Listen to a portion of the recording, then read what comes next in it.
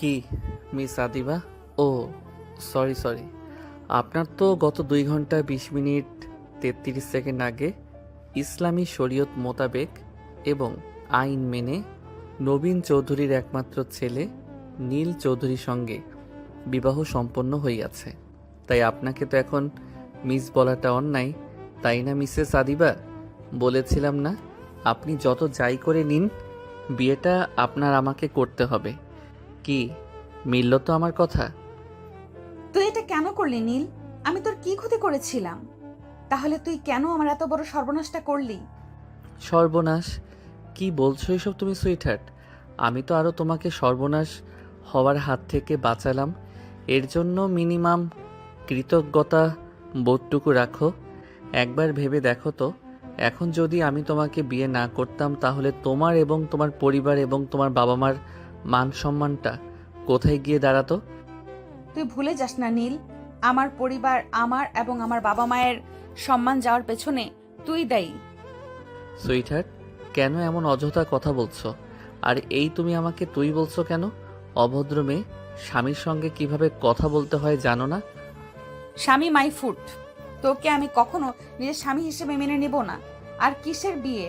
কোন বিয়ের কথা বলছিস তুই? তুই যে মেয়ে, আমি বিয়ে মানি না, সেখানে তোকে স্বামী হিসেবে মানা তো ইম্পসিবল। জেগে জেগে স্বপ্ন দেখতে থাকো চান্দু, তোমার এই স্বপ্ন কখনো সত্যি হবে না। আমি আদিবা কখনোই তোকে স্বামী হিসেবে মেনে নেব না। সুইটহার্ট, আমাকে তো তোমার স্বামী হিসেবে মেনে নিতে হবে না। আমি জানি তুমি আমাকে স্বামী হিসেবে কখনো মেনে নিবে না।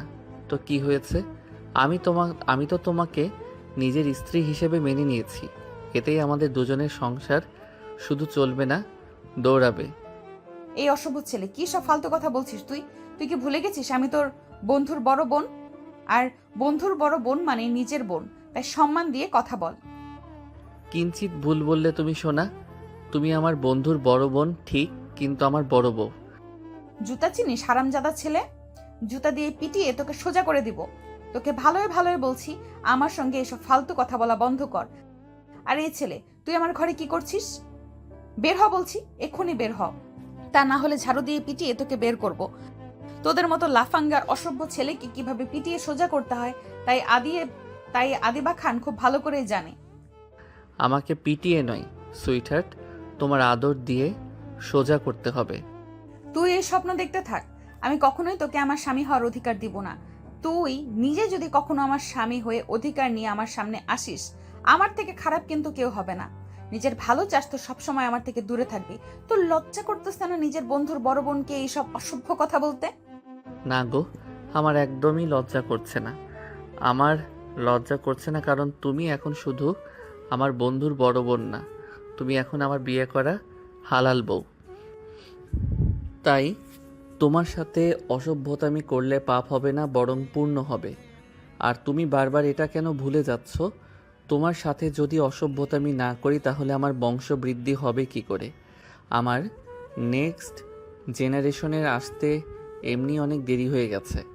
এখন যদি তোমার সাথে অসভ্যতামি না করি আর তাদের আসতে যদি আরও দেরি হয়ে যায়, তাহলে তারা তো পরে আমার দিকে আঙুল তুলবে।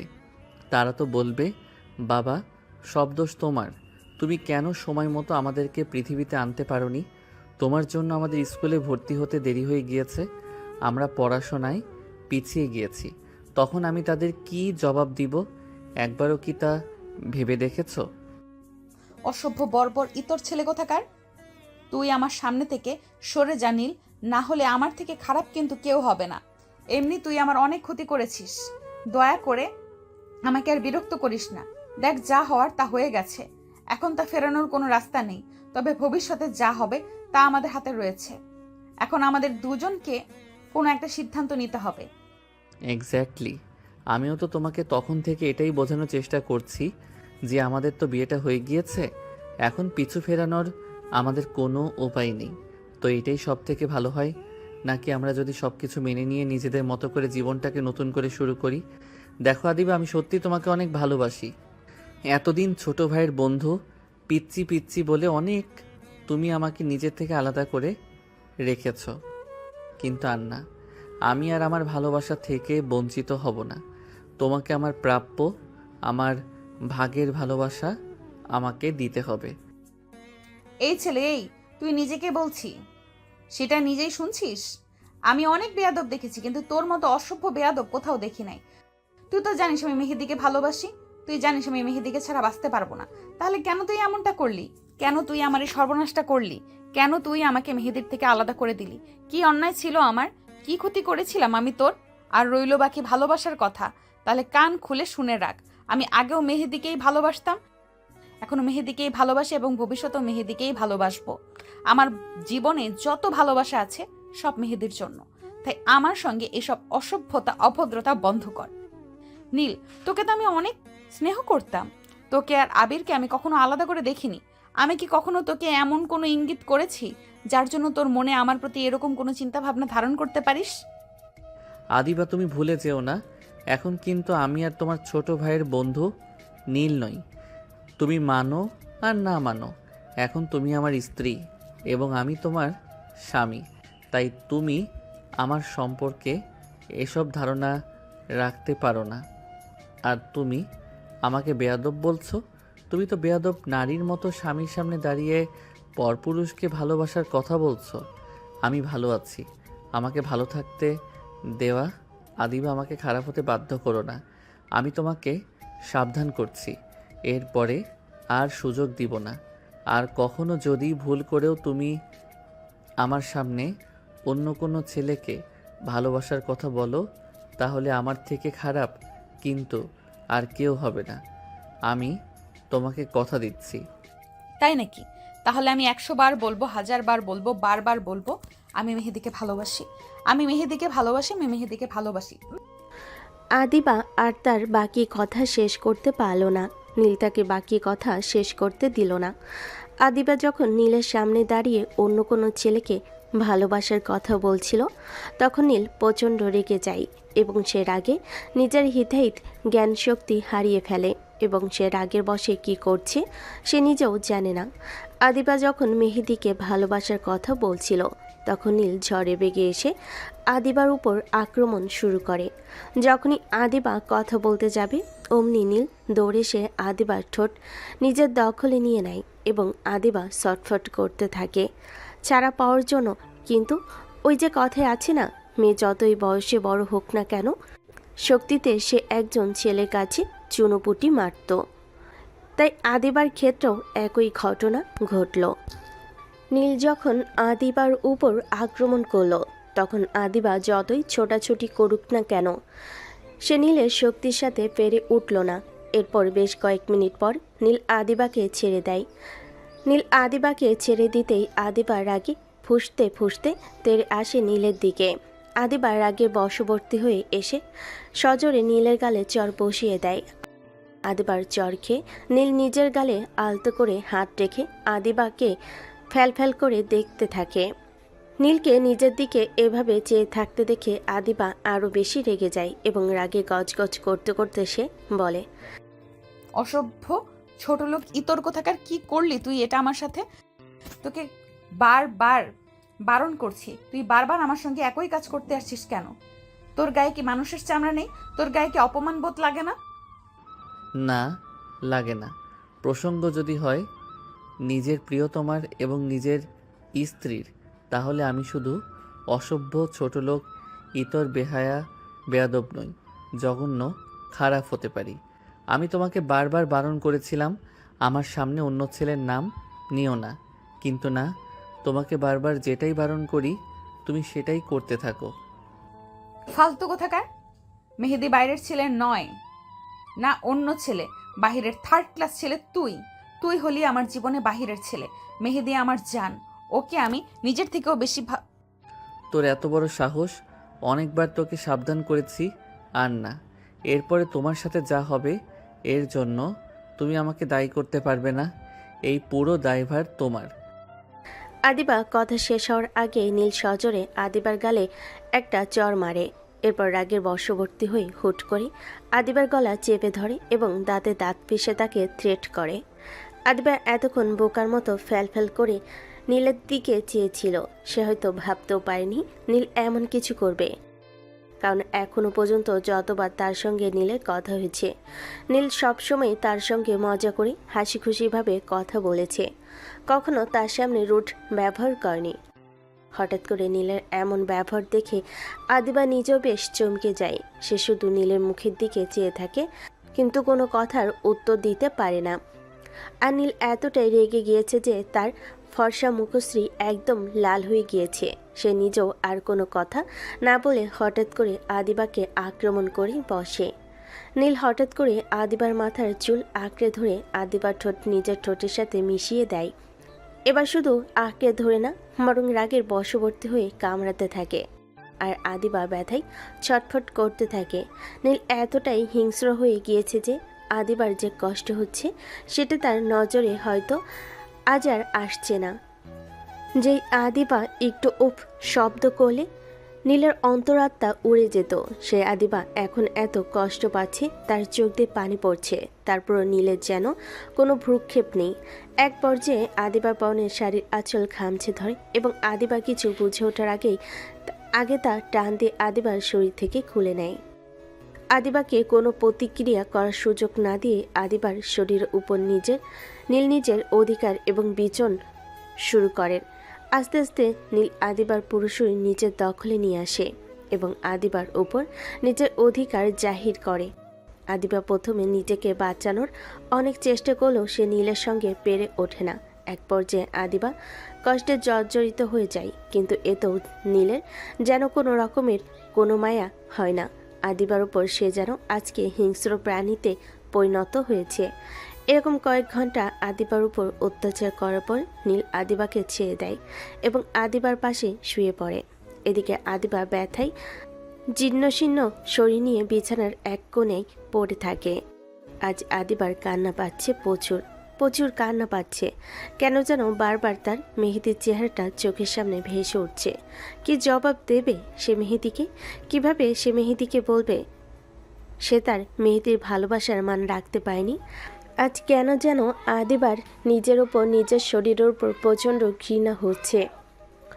আদিবা বেশ কিছুক্ষণ কান্না করতে থাকে, প্রচণ্ড কান্না করতে থাকে।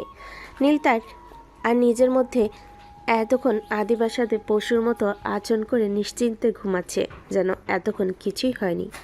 আদিবা অনেক কষ্টে উঠে ওয়াশরুমে যায় এবং শাওয়ারের নিচে বসে পাগলের মতো নিজের শরীর ডলতে থাকে, যেন তার শরীরে কোনো জঘন্য ময়লা লেগে আছে এবং তা তুলে ফেলার জন্য সে আপ্রাণ চেষ্টা করে যাচ্ছে।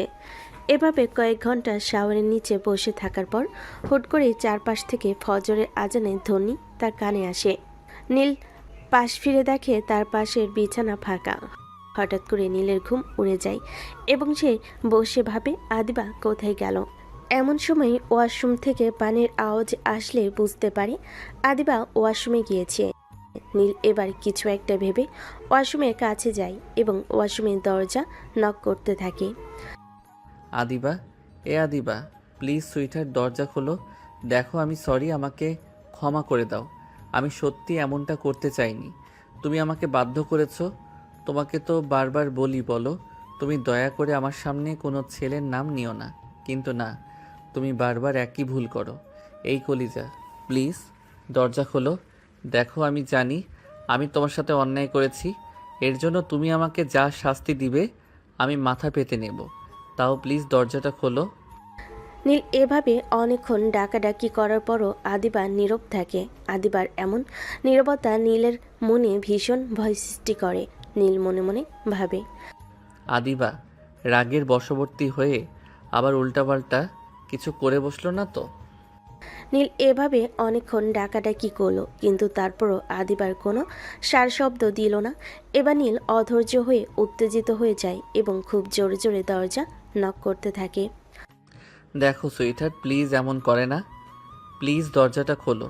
দেখো আদিবা, তুমি যদি এক্ষুনি দরজাটা না খোলো তাহলে কিন্তু আমি দরজা ভেঙে ফেলবো। প্লিজ আদিবা দরজা খোলো। যখন এভাবে অনেক ডাকাডাকি পরও আদিবা দরজা খুলল না, তখন নীল প্রচণ্ড ভয় পেয়ে যায় এবং সে আর দেরি করে না, দরজা ভেঙে ফেলে।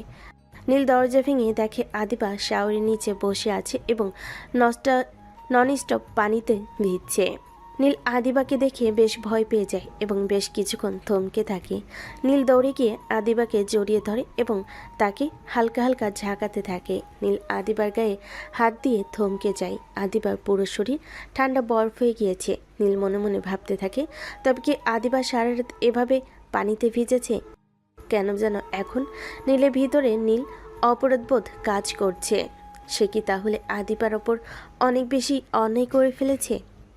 নীল এবার আদিবার দিকে ভালো করে লক্ষ্য করে দেখে আদিবা কেমন যেন নেতিয়ে পড়ছে। নীল সাথে সাথেই আদিবাকে নিজের সাথে জড়িয়ে নেয়। এরপর সে আদিবাকে ভালোভাবে মুছিয়ে শুকনো কাপড় পরি বাইরে নিয়ে আসে। কিন্তু এরপর বাধে আরেক বিপত্তি। নীল যখন আদিবাকে নিয়ে বেডের কাছে আসে এবং আদিবাকে বসাতে চায়, তখন দেখে পুরো বেডের চাদর যেন রক্তে মাখামাখি হয়ে আছে। এরপর নীল আরেকবার আদিবার দিকে তো একবার বিছানার চাদর দিকে তাকাচ্ছে। এরপর নীলের অপরাধী মনটা আরও বেশি অপরাধী কাজ করতে থাকে। সে আবারও কয়েকবার আনমনে আদিবাকে সরি বলে। নীল ভালোভাবে বুঝতে পারে সে আদিবার সাথে ঠিক কত বড় অন্যায় করছে। সে কোল থেকে আলতো করে আদিবাকে পাশে নামিয়ে খুব দ্রুত বেডের থেকে চাদরটা তুলে নেয় এবং নতুন করে একটা চাদর কাভার থেকে বের করে এনে বিছানায় সুন্দর করে বিছিয়ে আদিবাকে বিছানায় শুয়ে দেয় এবং পুরনো চাদরটা নিয়ে গিয়ে ওয়াশমে ধুয়ে দেয় এবং নিজেও শাওয়ার নিয়ে বাইরে এসে দেখে আদিবা এখনও কেমন যেন তাকিয়ে আছে। আদিবাকে দেখে মনে হচ্ছে সে ভীষণ রকমের শকটের মধ্যে রয়েছে। এরপর নীল বাইরে চলে যায় এবং বেশ কিছুক্ষণ পর রুমে ফিরে আদিবাকে কয়েকটি ওষুধ খাইয়ে দেয়। আদিবা যেন তার সাথে কি হচ্ছে না হচ্ছে তা বুঝতে ভুলে যায়। এভাবে অনেকক্ষণ অনেক চেষ্টা করে নীল আদিবাকে ঘুম পাড়াতে সফল হয়। নীল আদিবাকে ঘুম পাড়িয়ে দিয়ে সেও আদিবার পাশে ঘুমিয়ে পড়ে। সকাল 10টার সময় দরজার কড়া নাড়ার শব্দে নীলের ঘুম ভেঙে যায় এবং সে পাশে তাকিয়ে দেখে আদিবা এখনও ছোট্ট বাচ্চাদের মতো গুটিসুটি মেরে ঘুমিয়ে আছে এবং আদিবার চোখের পাশ দিয়ে পানির রেখা দেখে বোঝা যাচ্ছে আদিবা কান্না করছে। নীল আস্তে করে আদিবার পাশ থেকে উঠে গিয়ে দরজা খুলে দেয় এবং দাঁড়িয়ে দেখে আদিবার ছোট ভাই আদি দাঁড়িয়ে আছে। কিরে শালা বাবু, তুই এখানে? মানে এত মানে করছিস কেন? যা বলার ঝেড়ে কাস। আচ্ছা বাদ দে, আয় ভেতরে আয়। না, যাব না। আচ্ছা, আপু কি ঘুম থেকে উঠেছে? নীল এবার ভালো করে আদির দিকে লক্ষ্য করে দেখে আদি কেমন যেন হেজিটেট ফিল করছে নীলের সঙ্গে কথা বলতে। নীল যখন আদিবাকে ঘরের মধ্যে নিয়ে আসার কথা বলে তখন কেমন যেন অদ্ভুত ব্যবহার করে। নীল এটা লক্ষ্য করে। একবার আদি তো আরেকবার ঘুরে আদিবার দিকে লক্ষ্য করে। আদিবা এখনও ঘুমাচ্ছে। তা দেখে নীল আস্তে করে ঘরের বাইরে গিয়ে দরজাটা ভিড়ে আদির ঘাড়ে নিজের হাত রেখে আদিকে সামনের দিকে এগিয়ে নিয়ে যেতে যেতে বলে, ওই শালা, এমন ব্যবহার করছিস কেন? দেখে মনে হচ্ছে তোর বোন নয়, তুই নতুন বউ। না, বিষয়টা তা নয়। বিষয়টা হচ্ছে এখন তোকে কি বলে ডাকবো? কেন আগে যা বলে ডাকতি? আগে যা বলার বলেছি। এখন আগের আর এখনকার মধ্যে অনেক পার্থক্য রয়েছে।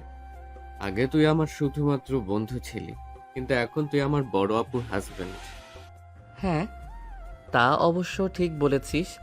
তোর ডাকে পরিবর্তন হলেও আমার ডাকের কোনো পরিবর্তন হয়নি। আমি আগেও তোকে শালা বলেছি, এখনও তোকে শালাই বলছি।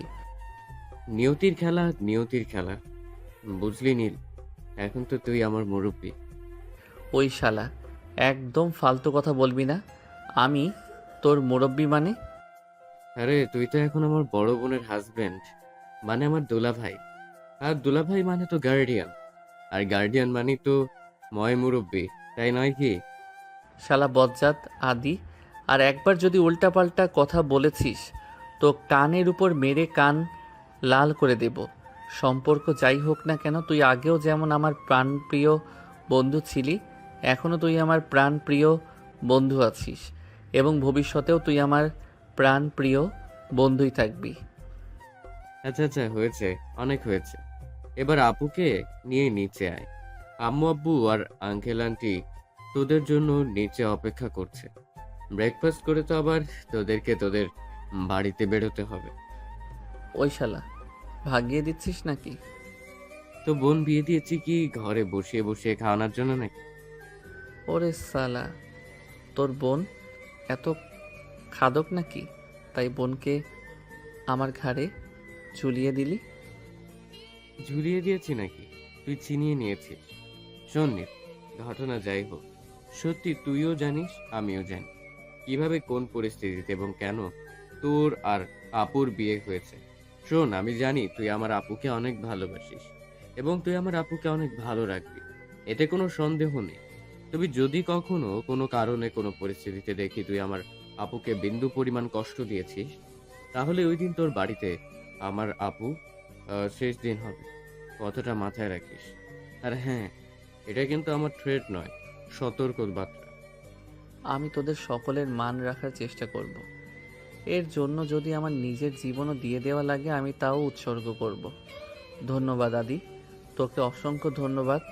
তুই যে আমাকে বুঝেছিস এবং আমার ভালোবাসাটাকে বুঝে তাকে সম্মান জানিয়ে তুই আমাকে সাহায্য করেছিস তোর বোনকে নিজের করে পেতে। এর জন্য তোকে অসংখ্য ধন্যবাদ।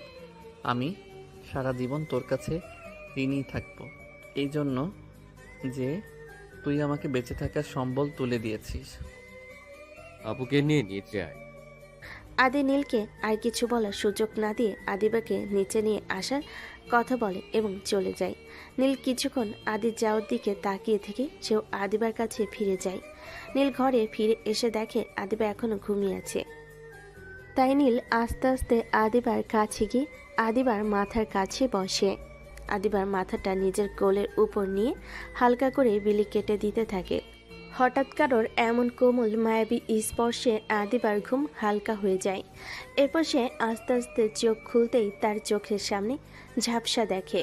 পরিস্থিতি বুঝতে আদিবার বেশ কয়েক মিনিট সময় লাগে। এরপর যখন তার মস্তিষ্ক সক্রিয় হয় এবং সে অনুধাবন করে গতকাল থেকে এখন পর্যন্ত তার সাথে ঠিক কি হয়েছে এবং সাথে সাথে উঠে বসে এবং নীল কিছু বুঝে ওঠার আগে তাকে সজোরে ধাক্কা মেরে নিচে ফেলে দেয়। আদিবার এমন হঠাৎ আক্রমণে নীল ভ্যাবাচাকা খেয়ে যায়। নীল প্রথম কিছু বুঝে উঠতে না পারলেও হঠাৎ মেঝেতে পড়ে তার কোমর এবং পায়ে বেশ খানিকটা আঘাত পায়। অসভ্য ছোট লোক জানোয়ার কোথাকার!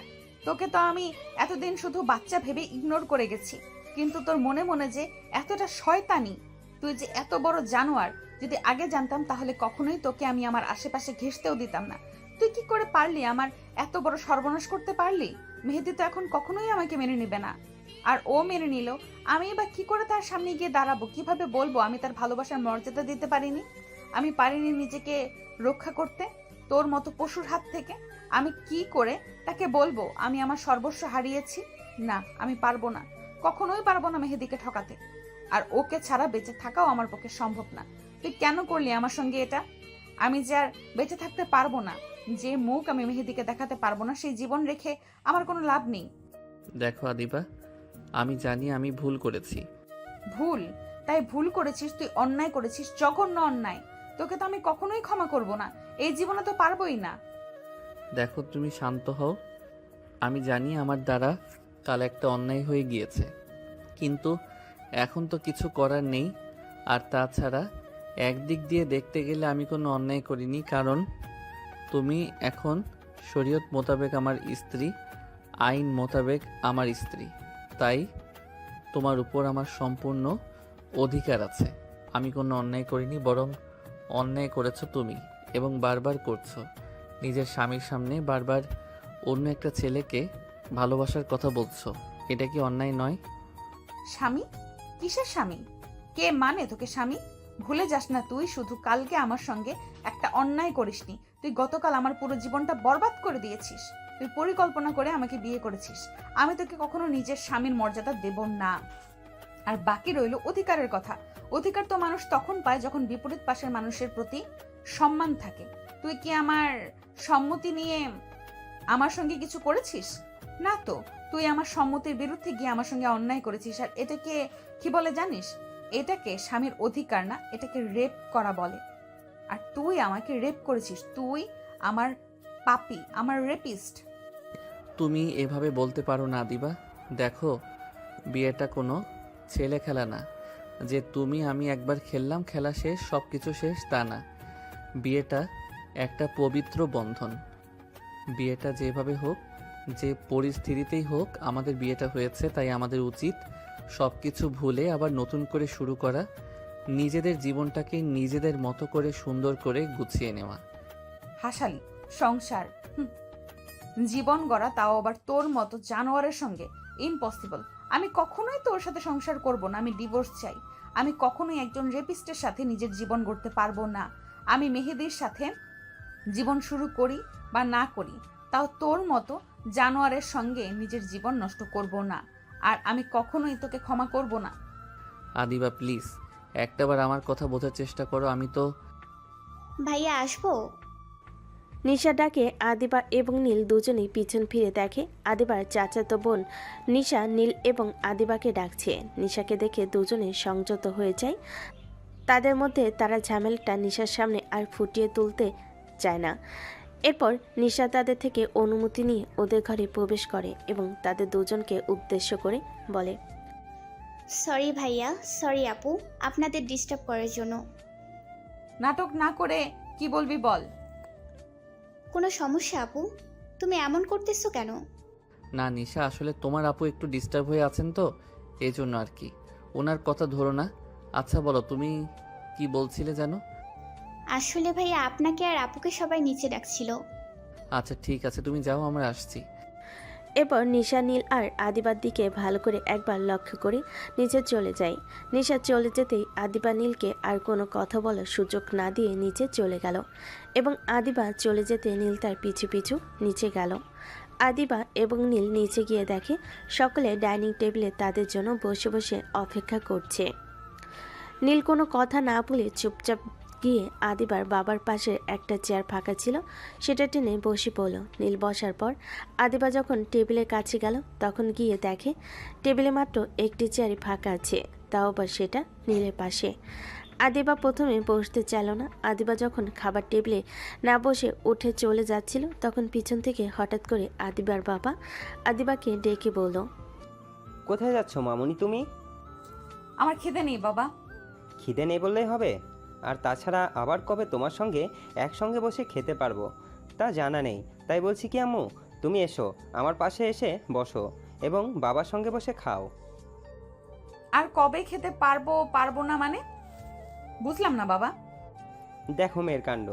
আম্মু, তুমি কি ভুলে যাচ্ছ গতকালকে যে তোমার নীল বাবার সঙ্গে বিয়ে হয়েছে?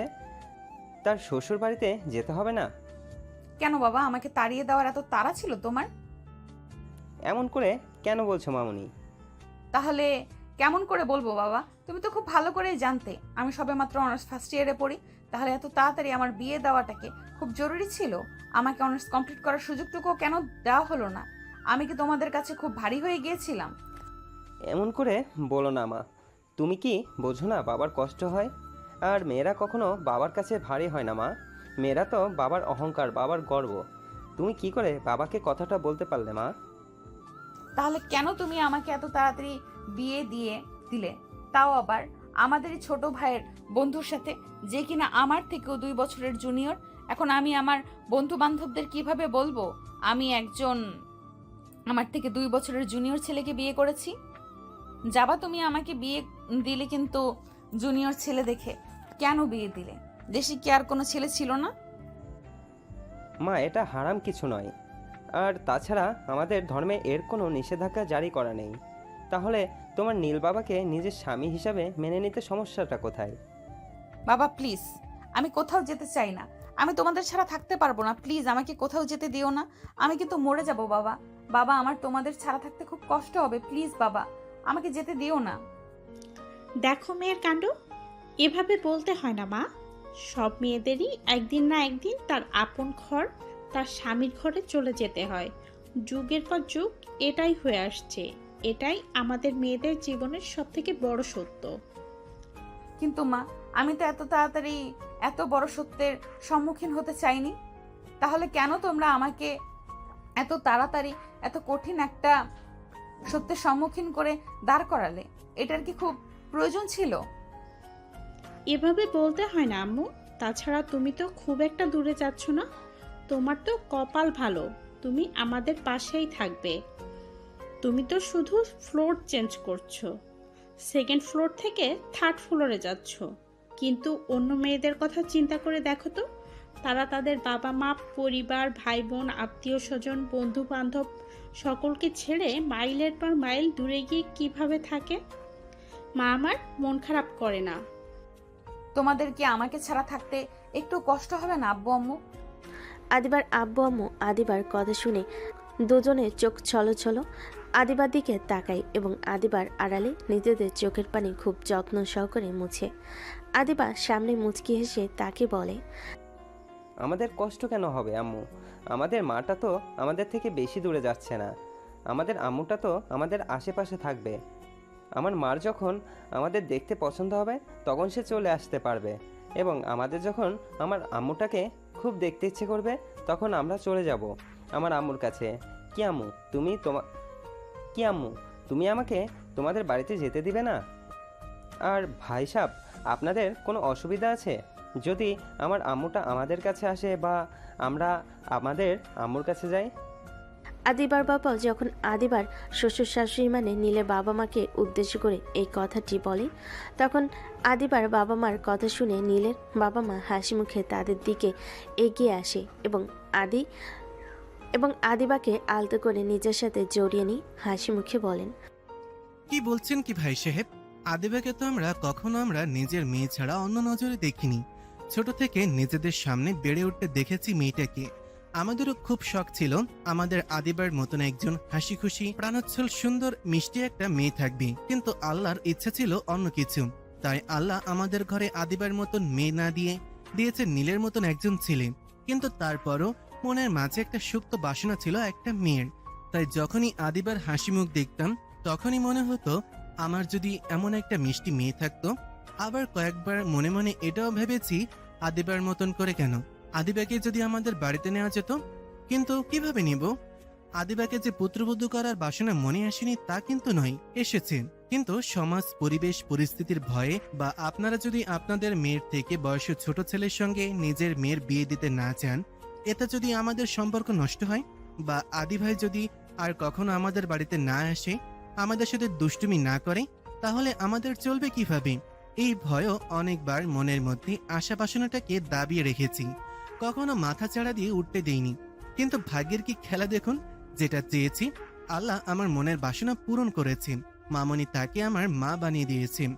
তাই আমার মা যখন যা চাইবে তাই করতে পারবে। সে যদি চায় এখানে থাকতে পারবে এবং তার যখন ইচ্ছা সে তার বাবা মায়ের কাছে এসে সময় কাটাতে পারবে। এতে আমাদের কোনো আপত্তি নেই। কি তাই তো নিজের মা? একদমই তাই। আসলে প্রথমে আমার মাথায় এটা আসলেও ও যখন নীলের সঙ্গে আদিবার বিয়ের কথা হয় তখন আর মনের মাঝে না প্রসঙ্গটা আসেনি। কেন জানি না বলতে ইচ্ছা করেনি। কেই বা এই মিষ্টি মেয়েটাকে হাতছাড়া করতে চাইবে। তাই আমি যখন ওই সুযোগ পেলাম তখন সুযোগটা লুফে নিলাম। আমরা তো আমাদের মেয়েটাকে সাদরে নিজের করে গ্রহণ করে নিলাম, কিন্তু আমাদের মেয়েকে আমাদেরকে নিজের করে নিতে পেরেছে? এটা তো জানার প্রশ্ন, তাই না? প্রশ্নটি করে নীলের মা আদিবার দিকে এগিয়ে আসে এবং আদিবার এক হাত নিজের মুঠোয় নিয়ে এবং মাথায় আলতো হাতে বলে। আদিবাকে নরম কণ্ঠে জিজ্ঞেস করে, আমো, আমাদেরকে নিজের করে গ্রহণ করেও ও নেওয়া যায় না? আমরা তো ছোটবেলা থেকে তোকে কখনো অন্য চোখে দেখিনি, নিজের মেয়েই মনে করেছি। তুই কি আমাদের নিজের বাবা মা মনে করতে পারিস না? তুই কি পারিস না নীলের মতো করে আরেকটা সন্তান হয়ে উঠতে? আমাদের এই চাওয়াটাকে কি খুব অন্যায় হয়ে যাবে? আদিবা নীলের বাবা মায়ের কথা শুনে কি বলবে ঠিক বুঝে উঠতে পারে না। সে ভিতর থেকে ভীষণ দুর্বল হয়ে পড়ে। সে মনে মনে ভাবে, এই মানুষগুলো ছোটবেলা থেকে আমাকে কত আদর স্নেহ করেছে, আমার বাবা মায়ের মতোই আমাকে ভালোবেসেছে। এনারা আমাকে কত ভালোবাসে, আমি কিভাবে একজনের শাস্তি আরেকজনকে দিব? আমি কিভাবে এনাদের বলবো যে আমি এনাদেরকে নিজের করে নিতে পারবো না? আমি পারবো না এনাদের সঙ্গে থাকতে। এনাদের সাথে তো আমার কোনো সমস্যা নেই, এনারা তো আমার কোনো ক্ষতি করেনি, বরং দিয়েছে বুক ভরা ভালোবাসা। তাহলে কিভাবে আমি তাদের আশাহত করি? হে আল্লাহ, তুমি আমাকে পথ দেখাও, আমি কি করব? কি রে, কি হলো? কথা বলছিস না কেন যে? কেন, কি সমস্যা? তবে কি তুই আমাদের গ্রহণ করতে পারবি না আমাদেরকে নিজেদের করে নিতে? আদিবা নীলের মায়ের কথা শুনে চলো চলো চোখে নীলের মায়ের দিকে তাকাই এবং এক পলক নীলের দিকে তাকাই। তারপর নীলের মাকে জড়িয়ে ধরে কান্না করতে করতে বলে, আমি কেমন করে মায়ের আবদার ফেলে দিয়ে আমাকে বলবে আমিও তো তোমাদের অনেক ভালোবাসি আঙ্কেল আন্টি, কিন্তু আমার পড়াশোনা। এটা নিয়ে তোমার কোনো চিন্তা করতে হবে না মামনি। তোমার পড়াশোনা যেমন চলছিল ঠিক তেমনিই চলবে, এতে আমাদের কোনো অসুবিধা নেই। বরং আমরা নিজেরাও চাই তুমি নিজের পড়াশোনা চালিয়ে যাও। আর তাছাড়া তুমি আর নীল তো একই কলেজে যাওয়া আসা করো, তাহলে তোমরা দুজন একসঙ্গে যাতায়াত করতে পারবে, এতে তো আমাদের কোনো অসুবিধা নেই মা। অনেক চেষ্টা করার পরও আদিবা তার পরিবারকে বা নীলের পরিবারকে আদিবা নিজের পরিবারে থাকার জন্য রাজি করাতে পারেনি। সে বারবার এটাও বলেছিল যে তার পড়াশোনা শেষ হলে তারপর সে নীলদের বাড়িতে যাবে, কিন্তু কেউ কোনোভাবে রাজি হয়নি। এজন্য আদিবাকে বাধ্য হয়ে নীলদের বাড়িতে যেতে হয়েছে। আদিবারা নীলদের বাড়িতে আসার পরে একে একে নীলদের আত্মীয় স্বজনেরা আসতে শুরু করে নীলের বউকে দেখার জন্য। অনেকে এসে অনেক রকমের কথা বলে। কেউ বলে মেয়ের বয়স তো ছেলে বয়সের থেকে অনেক বড়, এই সংসার কি টিকবে? কেউ বলে বিয়েটা কি তাহলে নিজেরাই করেছে? কেউ বলছে এই বুড়ি বেটি কি ছেলেটাকে ফাঁসাইয়া বিয়ে করছে? বিভিন্ন জনের বিভিন্ন কথাবার্তায় নীলের বাবা এবং মা যোগ্য জবাবের মাধ্যমে সকলের মুখ বন্ধ করে দিয়েছে। নীলের মায়ের কথা ছিল, ছেলে আমার, বৌমা আমার, আমাদের কোনো অসুবিধা হচ্ছে না, তো আপনাদের কিসের অসুবিধা? আমার ছেলের বউ বড় হোক, বুড়া হোক, চূড়া হোক, সব আমাদের, এতে আপনাদের কোনো আপত্তি নেই তো? এতে আমাদের তো কোনো আপত্তি নেই, তাহলে আপনাদের এত মাথা ব্যথা কিসের হচ্ছে? কিসের জন্য আমি এটাই তো বুঝতে পারছি না। শুনুন, আপনাদের ডাকা হয়েছে আমার ছেলে মেয়েকে দোয়া দেওয়ার জন্য। আপনাদের যদি এমন করে আমার ছেলে মেয়েদের কথা শোনানোর থাকে তাহলে প্লিজ এবার আপনারা আসতে পারেন। আপনাদের মতো আত্মীয় স্বজন আমার অন্তত দরকার নেই। অনেক অপমানিত বোধ হয়। চুপ হয়ে গেছে তো অনেকে চলে গিয়েছে। এতে অবশ্য আদিবার বাবা মা কারোরই কিছু যায় আসে না। আদিবার প্রথম প্রথম খারাপ লাগতো, পরবর্তীতে নীলের বাবা মা যখন তার সম্মান বাঁচানোর জন্য এভাবে নিজেদের আত্মীয়র সঙ্গে আত্মীয়তা নষ্ট করতে চায়, এটা দেখে আদিবা আর শান্ত থাকতে পারে না। দৌড়ে গিয়ে নীলের বাবা মাকে জড়িয়ে ধরে। আজে বাজে মনে মনে কষ্ট পায় আদিবা, মনে মনে কষ্ট পেয়েছিল। এটা বুঝতে পেরে নীলের বাবা মা দুজনে আদিবাকে নিজেদের বাহুডরে জড়িয়ে নেয়। এভাবে সারাদিন বিভিন্ন আচার অনুষ্ঠান এবং খাওয়া দাওয়ার মধ্য দিয়ে খুব ভালোভাবে দিনটা কেটে যায়। সারাদিন একবারও নীল আদিবার সামনে উপস্থিত হয়নি, আদিবাকে বিরক্ত করেনি। কিন্তু কথায় আছে না, পাখি সারাদিন বলে জঙ্গলে উড়ে বেড়ালেও সন্ধ্যাবেলা তাকে নিড়ে ফিরতেই হয়। ঠিক তেমনই সারাদিন নীল আদিবার সামনে না আসলেও রাতের বেলা তাকে আদিবার সাথে একই ঘরে আসতে হয়। আসতে হয় বলে ভুল হবে। নীলের কাজিনরা এবং বন্ধু মহলরা সকলে জোর করে নীলকে নীলের ঘরে দিয়ে যায় আদিবার কাছে। হুট করে দরজা লাগানো শব্দে আদিবা পিছন ফিরে তাকিয়ে দেখে নীল এসেছে। নীল আদিবাকে দেখা মাত্র তার মাথা নত করে ফেলে। আদিবা নীলের এরূপ অবস্থা দেখে তাচ্ছিল্য ভরা একটা হাসি দেয় এবং আস্তে আস্তে নীলের সামনে এগিয়ে গিয়ে নীলের মুখ উঁচু করে বলে, কি চলে এসেছিস তো নিজের চাহিদা মেটাতে? আসলে ভালোবাসা টালোবাসা কিছু না, তোর এতদিনের লালসা ছিল আমার শরীরের উপর, এই জন্য যখন সুযোগ পেয়েছিস তখনই ঝাঁপিয়ে পড়েছিস। তোরা ছেলে জাতটাই খারাপ, জেনে একটা অবলা মেয়েকে অসহায় পেয়ে গেছিস, অমনি ভোগ করতে শুরু করে দিয়েছিস। তাহলে আজকে এত ভালো সাজার নাটক করার কি আছে? যা করার তা করে ফেলেছিস, আবার তো এসেছিস আমার শরীরকে খুব ভালো লেগেছে, তাহলে আর দেরি করছিস কেন? যা করতে এসেছিস করে বেরিয়ে যা ঘর থেকে, তোর চেহারা আমার দেখতে ইচ্ছে করছে না। আদিবা, এবার কিন্তু তুমি খুব বেশি বেশি করছো। বেশি বেশি করছি? ও আচ্ছা, আমি বেশি বেশি করছি তাই না? তাহলে তুই গতকাল কি করেছিস ভুলে গেছিস সব? আরে ভুলে তো যাবি, এতদিনের লালসা মিটিয়ে নিয়েছিস, এখন আর মন থাকবে না তো। এভাবে না বলে যদি এতই রাগ থাকে তাহলে একবারে মেরে ফেললেই তো পারতে। এখনো তো তোর মতো এতটা জঘন্য খারাপ হতে পারেনি, এই জন্যই হয়তো এখনো বেঁচে আছিস। তা না হলে গত রাত্রে তোকে খুন করে ফেলতাম। তবে অপেক্ষায় থাকবো তোমার হাতে খুন হওয়ার জন্য। কথাটি বলে নীল আদিবাকে পাশ কাটিয়ে গিয়ে একটা কাঁথা এবং বালিশ নিয়ে ফুলরে বিছিয়ে শুয়ে পড়ে এবং আদিবাকে লক্ষ্য করে বলে, আপাতত কিছুদিন এভাবে সহ্য করে নাও, কারণ এখন যদি এই ঘর থেকে বেরিয়ে যাই, বাড়িতে অনেক আত্মীয় স্বজন পাড়া প্রতিবেশী আছে, তারা বিভিন্নভাবে বিভিন্ন রকমের কথা শোনাবে। আর আমি চাই না আমাদের কথা বাইরের কেউ জানুক এবং তা নিয়ে তোমাকে, আমাকে বা আমাদের পরিবারকে কোনো কথা শোনাক। আশা করব তুমিও এতটুকু অ্যাডজাস্টমেন্ট করবে। আর পাড়া প্রতিবেশী বাড়ির লোকজন চলে গেলে তোমাকে তোমার প্রপার প্রাইভেসি দিয়ে দিব। রুম থেকে বেরিয়ে যাব আর আসবো না। যত সব থার্ড ক্লাস ড্রামা। এভাবেই বেশ কিছুদিন কেটে যায়। এর মধ্যে নীল একবারও আদিবাকে ডিস্টার্ব করেনি। না আদিবা অযথা নীলকে ডিস্টার্ব করেছে বা নীলের সঙ্গে কোনো কথা বলেছে। যদিও নীল কয়েকবার চেষ্টা করেছিল, সরি বলেছিল আদিবাকে, কিন্তু তারপরও আদিবা কোনোভাবে নীলকে পাত্তা দেয়নি। আজ আদিবা এবং নীলের বিয়ে হওয়ার 1 সপ্তাহ, তাই আদিবা সিদ্ধান্ত নিয়েছে আজকে থেকে সে কলেজে যাবে। এতে নীলের বাবা মা সম্মতি দিয়েছে এবং তারা বলেছে নীলকে তাকে নিয়ে আসতে। প্রথমত আদিবা নীলের সঙ্গে যেতে না চাইলেও পরবর্তীতে নীলের বাবা মায়ের জোড়াজোড়িতে আদিবা রাজি হয় নীলের সঙ্গে কলেজে যাতায়াত করতে। আদিবা যখন নীলের সঙ্গে কলেজে যেতে রাজি হয়, এতে নীল বেশ মনে মনে খুশি হয়। সে হয়তো এভাবে আস্তে আস্তে আদিবা নীলকে মেনে নেবে। তাই নীল নিজের মনের আনন্দে নিচে যায়, পার্কিং থেকে গাড়ি বের করে, এদিকে ফোন দেয় কলেজে যাওয়ার জন্য।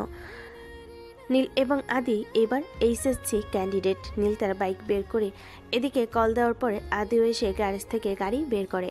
দুজনেই বাইক নিয়ে বিল্ডিংয়ের সামনে অপেক্ষা করতে থাকে আদিবার আসার জন্য।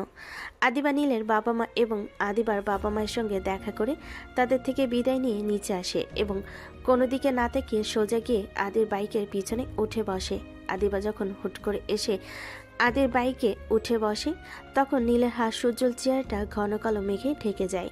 আদি বিষয়টা লক্ষ্য করে এবং সাথে সাথে সে আদিবাকে প্রশ্ন করে, কি রে আপু, তুই আমার বাইকে? কেন, আমি তো তোর বাইকেই যাই আগে থেকেই। কিন্তু আগে তো তোর বর ছিল না, এখন তো তোর বর হয়েছে, তাহলে তুই আমাকে কেন নিজে ড্রাইভার বানাচ্ছিস? Born my foot. ফালতু কথা না বলে গাড়ি স্টার্ট দে। আর যদি তোর আমাকে নিয়ে যেতে অসুবিধা হয় তাহলে বল, আমি একাই চলে যাচ্ছি। কিন্তু আপু। আচ্ছা আদি, বাদ দে, তাড়াতাড়ি চল। আজকে আমাদের একটা ইম্পর্টেন্ট লেকচার আছে, এটা নিশ্চয়ই ভালো করে জানিস। আর সেটা কোনোভাবে মিস দেওয়া যাবে না, কারণ 1 মাস বাদে আমাদের পরীক্ষা, তাই সিলেবাসে কোনো কিছু বাদ দেওয়া যাবে না। আচ্ছা ঠিক আছে, চল। এই নীল ভাইয়া দাঁড়াও, আমাকে নিয়ে যাও। তোমাকে নিয়ে যাব মানে? কোথায় যাচ্ছ তুমি? উফ ভাইয়া, তুমি কি কানা নাকি? দেখো না কোথায় যাচ্ছি। ইউনিফর্ম তো পরে আছি স্কুলে, তাহলে কেন জিজ্ঞেস করছো কোথায় যাচ্ছি? তাড়াতাড়ি চলো তো, এমনি অনেক দেরি হয়ে গেছে। এই লেট লুটিফা, তুই প্রতিদিনের মতো আজকেও দেরি করেছিস। তোর স্কুল কয়টায় আর তুই যাচ্ছিস কয়টায়? ফাজিল মেয়ে, সারাক্ষণ শুধু পড়ায় ফাঁকি দেওয়া। ভালো করে পড়াশোনাটা কর, বুঝলি? না হলে কাকা তোকে কোনো এক কাজে ছেলের সাথে বিয়ে দিয়ে দেবে, তখন লোকের বাসায় কাজ করে খাওয়া লাগে। এই শোন আদি ভাইয়া, বেশি কথা বলবি না। আমার কামের ছেলের সাথে বিয়ে হবে মানে? আমার বিয়ে তো হবে নীল ভাইয়ের মতো স্মার্ট হ্যান্ডসাম গুড লুকিং একটা ছেলের সঙ্গে। আর তাছাড়া কবি বলেছে যারা পড়াশোনায় কাকে মারে তাদের বড়রা অনেক হ্যান্ডসাম হয়, নীল ভাইয়ের মতো। এই ফালতু কথা কোন কবি বলেছে রে তোকে? আমাকে যে সারাদিন গবেট গবেট বলিস, সামান্য কবির নাম নিজে জানিস না? নিজে আবার নিজেকে ইন্টেলিজেন্ট বলিস? ছি, তোর এই ইন্টেলিজেন্টের কথাই আগুন, যে ইন্টেলিজেন্টের দ্বারা সামান্য একটা কবির নাম জানিস না। আচ্ছা, এই কবির নামটা তো আমিও জানি না। আরে ভাইয়া, হ্যান্ডসাম ছেলেরা কবিতা পড়ে না আমি জানি, তাই তোমাকে বলিনি, ওই বলদকে বলেছি। যাই হোক, তোমার জানার জন্য বলে দিচ্ছি, কবি নিশানন্দ দাস বলেছে এই লাইনটি। নিশার কথা শুনে নীল এবং আদি দুজনেই আবুলের মতো তার দিকে কিছুক্ষণ চেয়ে থাকে। এরপর দুজনের চোখাচোখি করে আসলে নিশা কোনো কবির নাম বলল নিশান্ত দাস বলে কোন কবি আছে বলে এ পর্যন্ত তাদের জানা নেই। তিনজনই এমন আজেরা কথার মাঝে আদিবা বিরক্ত হয়। হুট করে তাদের পিঠে চাটি মেরে বলে উঠল, এই তোরা যাবি নাকি আমি নেমে যাব? আমার কিন্তু এবার ভীষণ বিরক্ত লাগছে। আদিবার কথা শুনে নিশা ভয় পেয়ে যায় এবং দ্রুত নীলের বাইকের পিছনে উঠে পড়ে। এরপর আদি এবং নীল দুজনে বাইক স্টার্ট করে। তাদের তিনজনের কলেজে যেতে প্রথমে নিশার স্কুল পড়ে। নিশার 10ম শ্রেণীর বিজ্ঞান বিভাগের ছাত্রী। তাকে দেখতে লাগে অলস, কিন্তু তারপরও দুর্দান্ত মেধাবী একজন ছাত্রী। তারা নিশার স্কুলের সামনে আসলেই নীল গাড়ি ব্রেক করে এবং নিশা গাড়ি থেকে নেমে আদির দিকে মুখ ভেঙচি দিয়ে নীলের দুগাল টেনে আদরে গলায় বলে, ধন্যবাদ ভাইয়া, এত দুর্দান্ত একটা লিফট দেওয়ার জন্য। রোজ আমাকে এভাবে লিফট দিয়ে দিও। জো হুকুম ম্যাডাম। যত সব আলগা পিরিত। আদি এবং নীল কলেজ গেটে গিয়ে বাইক ব্রেক করতে আদিবা দ্রুত গতিতে বাইক থেকে নেমে কলেজের ভিতরে প্রবেশ করে। আদিবাকে কলেজে প্রবেশ করতেই তার বান্ধবী বন্ধু তাকে ঘিরে ধরে। এরপর তারা একের পর এক আদিবাকে প্রশ্ন করতে থাকে। কি রে দোস্ত, এতদিন কলেজে আসিসনি যে? আমরা তো ভাবলাম আবার বিয়ে টিয়ে করে ফেলি নাকি, আমাদের দাওয়াত না দিয়ে। একদম মনের কথা বলছিস। আমি তো ভাবলাম বিয়ে শাদি করে জামাই নিয়ে কলেজে আসবে ম্যাডাম। তোদের এসব ফালতু কথা বলা শেষ হয়েছে?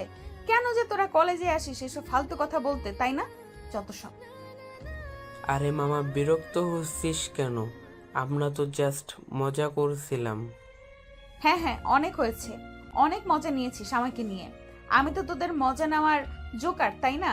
চল কলেজে যাই, এমনি অনেকদিন ক্লাস করি নাই, সামনে আবার মিড টার্ম পরীক্ষা, কি করব না করব কিছুই বুঝতে পারতেছি না, তাই জন্যই চলে এলাম ক্লাস করতে। এই দেখো আমাদের বিদ্যাসাগর চলে এসেছে, এতদিন তো কলেজে আসেই নাই।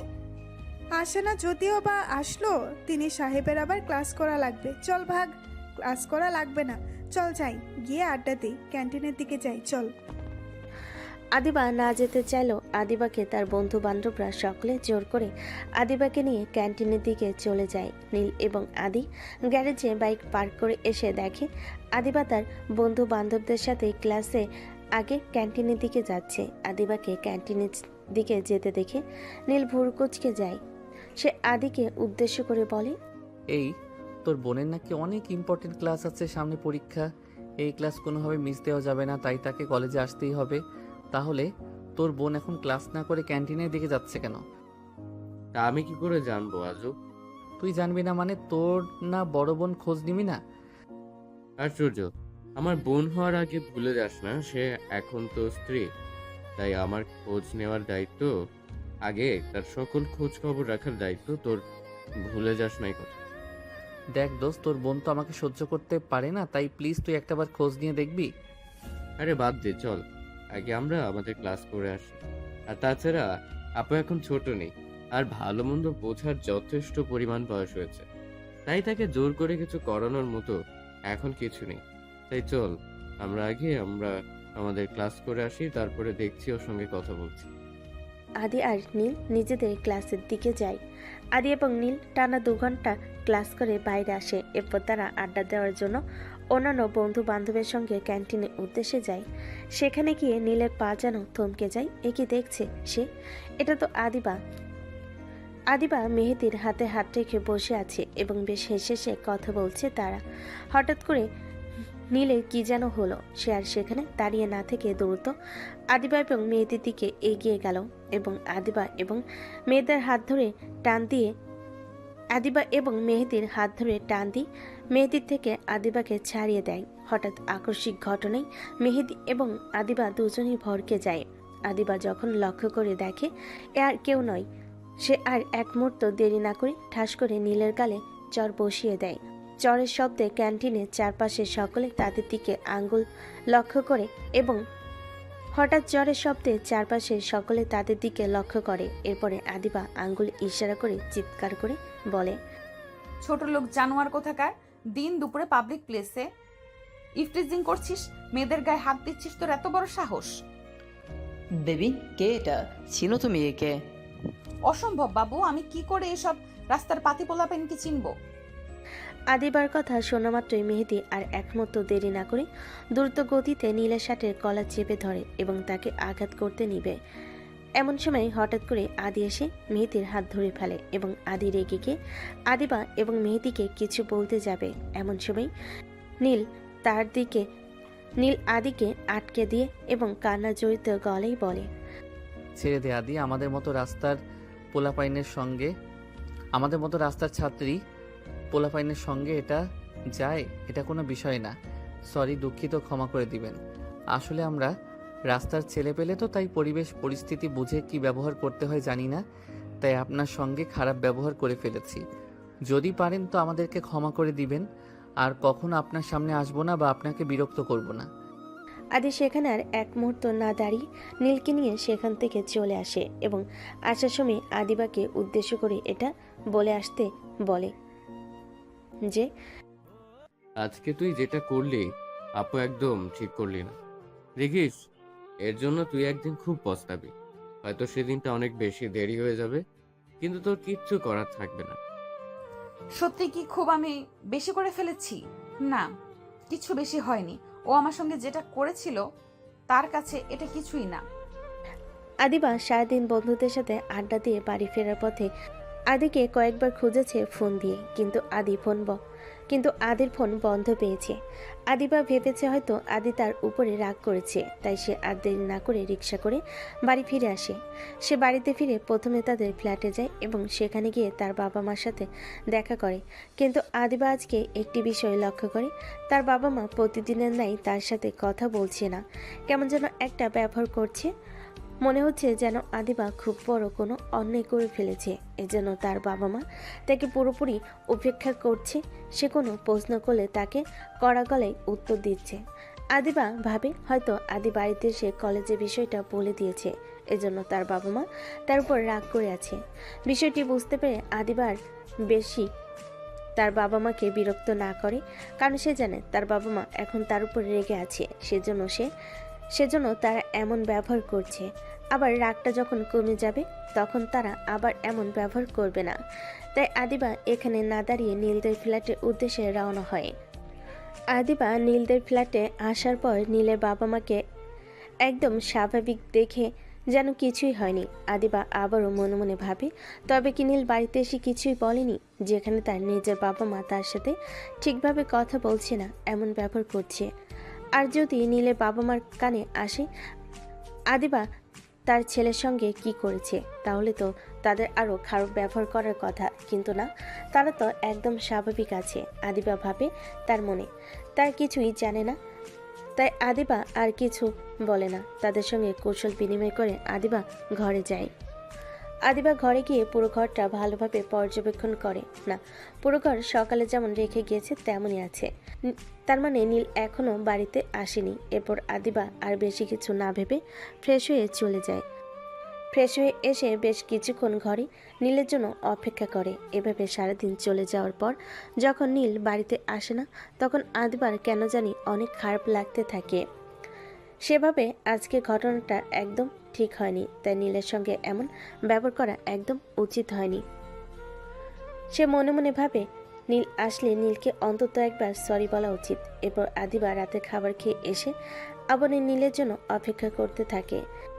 সে খাবার টেবিলে বসেও নীলের বাবা মাকে অনেকবার নীলের সম্পর্কে প্রশ্ন করতে চেয়েছে, কিন্তু তারা কি ভাববে এভাবে হয়তো বা তার মনের ইগো তাকে বাধা দিয়েছে, তাই সে কোনো প্রশ্ন করতে পারেনি। এরপর আদিবা অনেক রাত পর্যন্ত নীলের জন্য অপেক্ষা করে। তারপরও যখন নীল বাড়িতে ফেরে না, তখন হয়তো বা ভাবে নীল আদির সঙ্গে আছে, তাই সে আর কোনো দিক না ভেবে ফোন করে। আদি ফোন কয়েকবার বাজে, কিন্তু আদি ফোন রিসিভ করে না। বেশ কয়েকবার কল দেওয়ার পরে আদি ফোন রিসিভ করে এবং বলে, হ্যাঁ আপু, কি বলবে বল। আমার ভীষণ ঘুম পাচ্ছে, আমি ঘুমাবো। নীলকে তাড়াতাড়ি বাড়িতে আসতে বল, ওর সাথে আমার কথা আছে। ওর সাথে তোর আবার কিসের কথা? আজকে এত কথা বলে পেট ভরেনি নাকি? আরো কিছু বাকি রেখেছি বলার জন্য। আদি, এবার কিন্তু তুই বেশি বেশি বলছিস। তাড়াতাড়ি নীলকে বাড়িতে পাঠাও, ওর সাথে আমার কথা আছে। আর হ্যাঁ, আমি নিশ্চয়ই আমাদের মধ্যেকার ব্যক্তিগত কথা তোকে বলতে আগ্রহী নই। হাসাইলি রে আপু, তোদের আবার ব্যক্তিগত কথা? তোদের মধ্যে ব্যক্তিগত বলে কিছু রেখেছিস তোরা? ও সরি, তোরা বলতে যাব কেন? তুই রেখেছিস কোন ব্যক্তিগত কিছু? যে পাবলিক প্লেসে নিজের স্বামী সন্তান করতে জানে না, তাদের নাকি আবার ব্যক্তিগত? যাই হোক, হ্যাঁ বাদ দে, আমার অনেক ঘুম পাচ্ছে, আমি ঘুমোবো। আর হ্যাঁ, নীলা আমার সঙ্গে নেই যে আমি ওকে পাঠিয়ে দেব। তোর সাথে নেই মানে? তাহলে সে কোথায়? তোর স্বামী কোথায় সেটা আমি কি করে বলবো? আদি প্লিজ, খেয়ালই করিস না, আবার এখন মজা করার মুড নেই। আশ্চর্য, তোর সাথেই মাঝরাতে আমি হেয়ালি করব? এত সময় আমার আছে? আচ্ছা আমি রাখছি, সকালে আবার পৌঁছে গেছে। হ্যাঁ, সেখানে যেতে হবে। টাটা, আল্লাহ হাফিজ, পরে কথা হবে।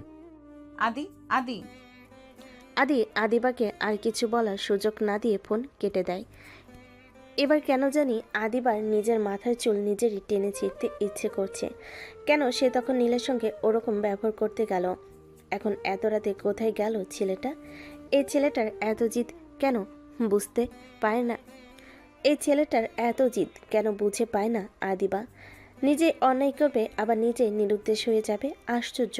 এসব কথা ভাবতে ভাবতে অনেকটা সময় পার হয়ে যায়, কিন্তু তারপর নীল ঘরে আসে না। এবার আদিবার দুশ্চিন্তা হতে থাকে। সে একবার ভাবে নীলের বাবা মার রুমে নক করবে, তাদেরকে জিজ্ঞেস করবে নীল কোথায়, তারা জানে কি না। যে ছেলে একবার বাড়িতে না আসলে তার বাবা মা পাগল হয়ে যেত, সে ছেলে আজ সারাদিন বাড়িতে আসনি, এত রাত হয়ে গেল এখনো পর্যন্ত বাড়িতে এলো না। তাহলে নীলের বাবা মা চুপ করে আছে কেন? তবে কি তারা জানে নীল কথাই? তারা যদি জেনে থাকে তাহলে একবারও আদিবাকে কথা বললো না কেন? এসব কথাই ভাবতে ভাবতে কখন যে আদিবার ঘোর লেগে গেছে সে নিজেও জানে না। হঠাৎ করে সে জ্ঞান ফিরে পায়।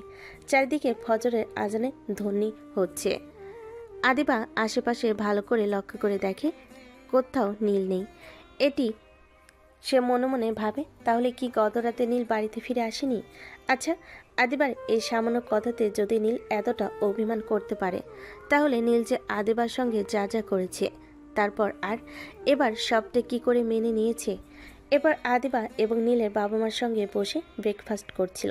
এমন সময় নীলের বাবা আদিবাকে উদ্দেশ্য করে বলে, মামনি, তুমি কি একে একে কলেজে যেতে পারবে নাকি তোমাকে কলেজে দিয়ে আসতে হবে? না মানে ড্রাইভারকে বলে দিলে তার সঙ্গে যেতে পারবে নাকি আমি গিয়ে তোমাকে রেখে আসবো? চলো মামনি, তোমাকে আজকে আমি কলেজে দিয়ে আসি। কেন বাবা, নীল কোথায়? সে যাবে না কলেজে? নীলের তো সামনে পরীক্ষা, তাই সে আর কলেজে যাবে না। এখন শুধু কোচিং করবে, আর কলেজে যেতে তেমন একটা ক্লাস হয় না, তাই নাকি ও কলেজে যাবে না। আচ্ছা, নিজের আব্বু তুমি না হয়ে মেয়েটার কলেজে দিয়ে আসো। না, সমস্যা নেই, আমি একা একাই যেতে পারবো। কিন্তু গতকাল নীল কি বাসায় ফেরেনি? সে কি কোথাও গিয়েছে? আসলে ওর তো এখন তেমন একটা কলেজে ক্লাস নেই, তাই ও ভাবছিল যে ওর দাদুর ওখান থেকে কোচিংটা কাছে হবে, আর ও তো পড়াশোনায় মনোযোগী হতে পারবে এবং ভালোভাবে পরীক্ষাটাও শেষ করতে পারবে। তাই গতকাল তার দাদুর বাড়িতে গিয়েছে। এখন নাকি ও পরীক্ষার কয়দিন ওখানেই থাকবে। তার মানে ও সত্যি সত্যি নিজেকে আমার থেকে আলাদা করে রাখতে চাইছে। সমস্যা নেই, থাকুক ও ওর মতো। কিন্তু আমার এত খারাপ লাগছে কেন? কেন নিজের মধ্যে একটা শূন্যতা কাজ করছে? কেন বারবার মনে হচ্ছে কি যেন নেই, কি যেন নেই জীবনে, অসম্পূর্ণ। নীলের আব্বু আজকে আদিবাকে কলেজে নিয়ে এসেছে।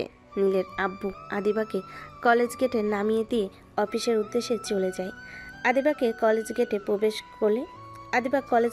প্রবেশ করলে তার বন্ধুবান্ধব তাকে ঘিরে ধরে এবং তাদের সঙ্গে কথা বলে কলেজে ক্লাসের দিকে যেতে লাগে। হঠাৎ করে কলেজের পাশে দিকে পারে একটা বড় মেহগুনি গাছের শিকড়ের ওপর আদিবার চোখ আটকে যায়। সে কিছুটা দূরে এগিয়ে গিয়ে দেখে একটা মেয়ে মেহেদির বুকে মাথা রেখে শুয়ে আছে এবং মেহেদি তার মাথায় হাত বুলিয়ে দিয়েছে। দৃশ্যটা লক্ষ্য করে আদিবা আর এক সেকেন্ডও না দাঁড়িয়ে দ্রুত মেহেদির কাছে এগিয়ে যায় এবং সেখানে গিয়ে মেয়েটাকে মেহেদির থেকে টেনে তুলে মেহেদির গালে কষিয়ে একটা চড় মারে এবং রেগে চিল্লিয়ে বলতে থাকে, এসব কি হচ্ছেটা কি মেহেদি? কি হচ্ছে মানে? তুই করছিসটা কি? আর তুই আমাকে চর মারলি কেন? তুমি আমার সাথে এমন করে কথা বলছো কেন? কেমন করে কথা বলছি? তোর সাথে যেটা যায় তেমনভাবেই কথা বলছি। আর তাছাড়া 2 দিন তোর সাথে মিষ্টি কথা বলেছি, একটু ঘোরাফেরা করেছি বলে কি তুই আমার মাথা কিনে নিয়েছিস? তুমি না আমাকে ভালোবাসতে, তাহলে কোথায় গেল তোমার ভালোবাসা? ও তো আমি রোজই বাসি, এক এক দিন এক এক মেয়েকে। দেখো, তুমি জেনে গিয়েছো, ভালো হয়েছে। আমিও আর এই নাটকটা কন্টিনিউ করতে চাচ্ছিলাম না। যখন একটু হাত ধরতে চাই, যখনই একটু কিস করতে চাই, তখনই বলো এখন না, এখন না, বিয়ের পর। আরে এখন কি আর সেই যুগ আছে? আর তোমার সঙ্গে বিয়ে পর্যন্ত অপেক্ষা করবে কে? আমিও তোমার প্রতি বোর হয়ে গিয়েছিলাম। আমিও ভেবে পাচ্ছিলাম না কিভাবে তোমাকে ড্যাম্প করা যায়। যেহেতু তুমি আজকে দেখেই ফেললে, সেহেতু আজকে তো আর সত্যটা লুকানোর কিছু নাই। তার মানে এতদিন যা করেছো সব অভিনয় ছিল? তুমি কখনোই আমাকে ভালোবাসোনি। এতদিনের এত ভালোবাসা, এত প্রতিশ্রুতি সব মিথ্যে ছিল। মেয়ের জন্য পাতি ডায়লগ। মেহেদি আদিবাকে আর কিছু বলার সুযোগ না দিয়ে মেয়েটিকে নিয়ে চলে যায় এবং আদিবা বেশ কিছুক্ষণ ওখানে দাঁড়িয়ে থেকে মেহেদি এবং ওই মেয়েটির যাওয়া লক্ষ্য করে। এরপর আদিবার বন্ধুবান্ধব সবাই আদিবাকে সান্ত্বনা দেওয়ার জন্য তার দিকে এগিয়ে যেতে লাগলে আদিবা তাদেরকে হাতে ইশারে থামিয়ে দেয় এবং দৌড়ে কলেজের বাইরে চলে যায়। আদিবাকে বেশ কিছুক্ষণ ধরে রাস্তা দিয়ে হাঁটার পরে হঠাৎ করে ঝুম বৃষ্টি শুরু হয়, কিন্তু কেন যেন না আজকে কোনো কিছুই আদিবাকে আটকাতে পারছে না। সেই ঝুম বৃষ্টি উপেক্ষা করে সামনের দিকে এগিয়ে চলেছে। আজ তার বৃষ্টির পানি ও চোখের পানি মিলেমিশে একাকার হয়ে গিয়েছে। আজ কেন যেন মনে হচ্ছে প্রকৃতিও আদিবার মতো দুঃখী হয়ে গিয়েছে। আদিবার যেমন অশ্রু ঝরছে, প্রকৃতিরও যেন অশ্রু ঝরাতে ব্যস্ত হয়ে পড়েছে। আদিবা কোথায় যাচ্ছে, কি করছে সে নিজেও বুঝতে পারছে না। সে শুধু এতটুকু জানে সে ঠকে গিয়েছে, চরমভাবে ঠকে গিয়েছে। সে আজ বুঝতে পেরেছে এতদিন সে এক অন্ধ গোলকধাঁধার মধ্যে ছিল, যেখানে শুধু তার অস্তিত্ব ছিল আর কেউ ছিল না তাকে সঙ্গ দেওয়ার জন্য, যা ছিল সব মরীচিকা। আদিবা হঠাৎ রাস্তার মাঝে হাঁটু গেড়ে বসে পড়ে এবং আকাশের দিকে তাকিয়ে সজোরে চিৎকার করে ওঠে এবং চিৎকার দিয়ে ডুকরে ডুকরে কাঁদতে থাকে। এভাবে কয়েক ঘন্টা বৃষ্টিতে ভেজার পর সে বাড়ি ফিরে যায় এবং বাড়ি গিয়ে কোনো কিছু না বলে, কোনো দিকে না তাকিয়ে কেমন যেন জমে যাওয়া পাথরের মতো সরাসরি তার ঘরে গিয়ে দরজা লক করে দেয়। আদিবার আজকের ব্যবহার কেমন যেন অদ্ভুত লাগে সকলের কাছে।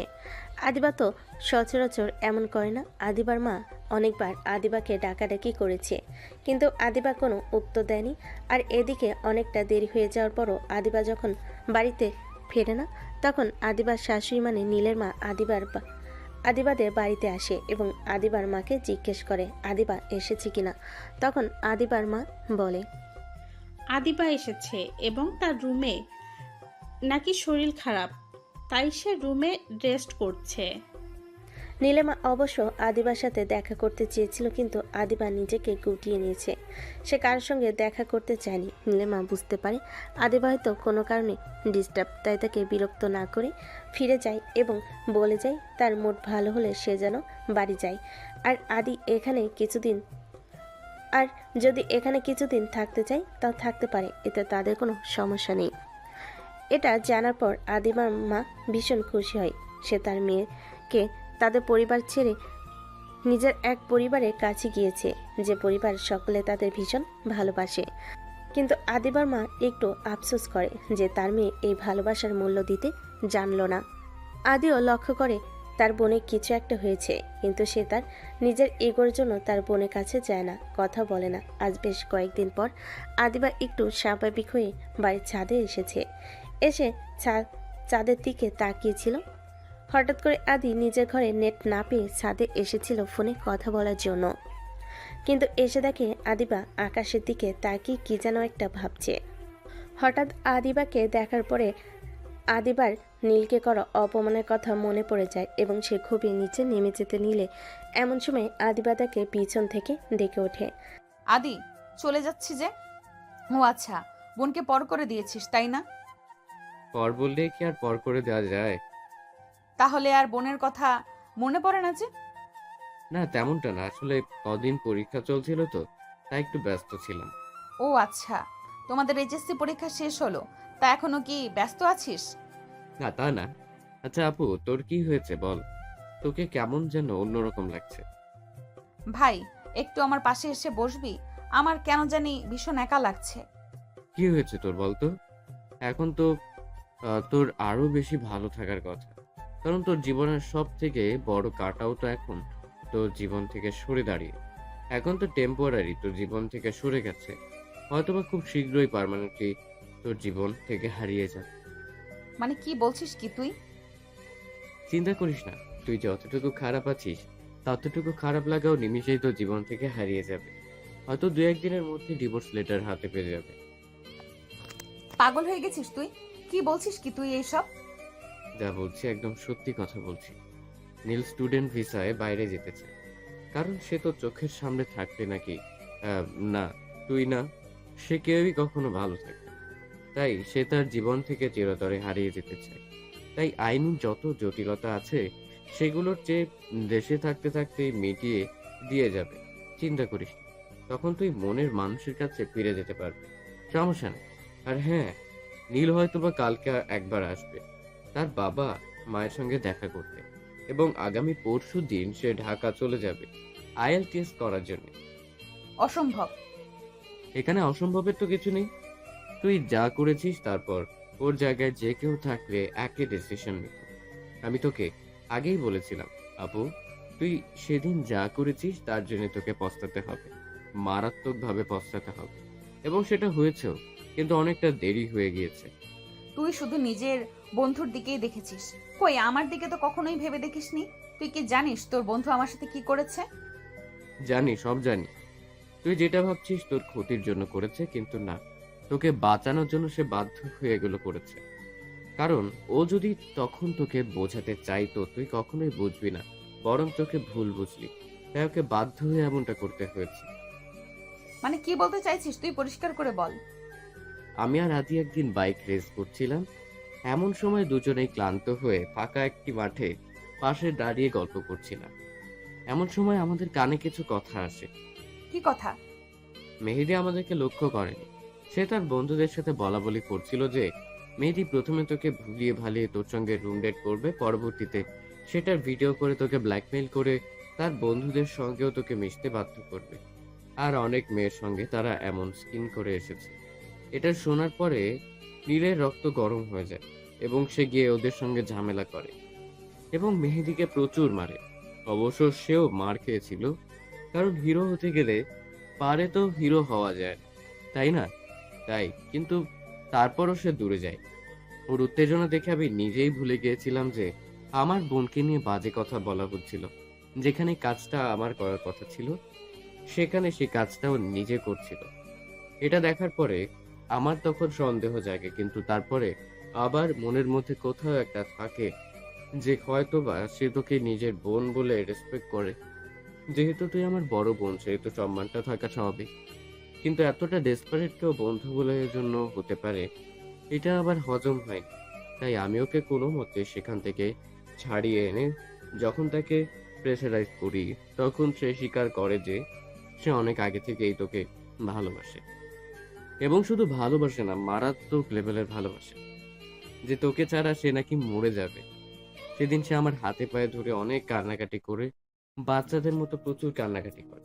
বাচ্চারা যেমন একটি খেলনা পাওয়ার জন্য তার বাবা মায়ের কাছে বায়না করে, এবং ততক্ষণ পর্যন্ত সে বায়না করেই থাকে যতক্ষণ পর্যন্ত তার বাবা মা তাকে সে খেলনাটা দিতে। ঠিক সেইভাবে ওই পাগলটা সেদিন ততক্ষণ পর্যন্ত আমার হাতে পায়ে ধরে কান্না করেছিল, যতক্ষণ পর্যন্ত না আমি স্বীকার করি যে আমি তোর সঙ্গে ওর বিয়ে দিতে প্রস্তুত। কিন্তু আমি বললেই তো আর হবে না, তোকেও তো রাজি হতে হবে।